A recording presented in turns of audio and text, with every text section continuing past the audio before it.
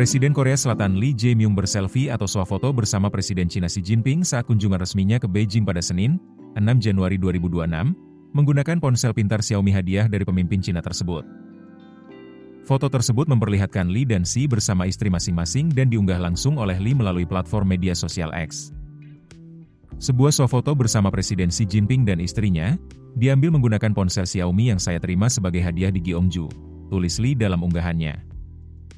Kantor Kepresidenan Korea Selatan juga mengunggah video singkat di YouTube yang memperlihatkan momen pengambilan foto tersebut, sebagaimana dilansir AFP. Dalam video itu, Xi Jinping tampak memuji kemampuan Lee dalam mengambil gambar menggunakan ponsel. Ponsel Xiaomi yang digunakan Lee sebelumnya sempat menarik perhatian publik pada November lalu. Perhatian itu muncul saat Xi Jinping melontarkan candaan mengenai keamanan perangkat tersebut dalam pertemuan di sela konferensi tingkat tinggi APEC di Korea Selatan.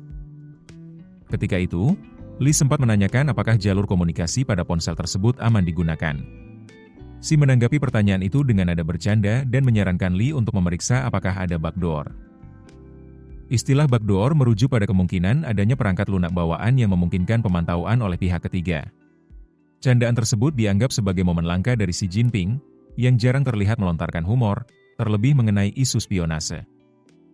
Dalam beberapa jam pertama, unggahan tersebut telah dibagikan lebih dari 3.400 kali. Sejumlah komentar bernada satir turut bermunculan di kolom respons. Dalam pertemuan bilateral selama 90 menit pada Senin, Xi Jinping mendorong Lee untuk mengambil langkah strategis bersama Beijing. Xi menyebut dunia saat ini menjadi semakin kompleks dan penuh gejolak. Presiden Cina itu juga mengajak Korea Selatan untuk membuat pilihan strategis yang tepat di tengah dinamika global. Lee Jae-myung mulai menjabat sebagai Presiden Korea Selatan pada Juni lalu. Dia naik ke tampuk kekuasaan setelah pendahulunya dimakzulkan dan dicopot dari jabatan akibat deklarasi darurat militer. Sejak awal masa jabatannya, Lee berupaya memperbaiki hubungan Seoul dan Beijing. Hubungan kedua negara sebelumnya mengalami pembekuan diplomatik selama beberapa tahun. Pada Selasa, 7 Januari 2026, Lee melanjutkan agenda diplomatiknya dengan bertemu Perdana Menteri Cina Li Qiang di Beijing. Li Qiang dikenal sebagai tokoh utama dalam perumusan kebijakan ekonomi Cina.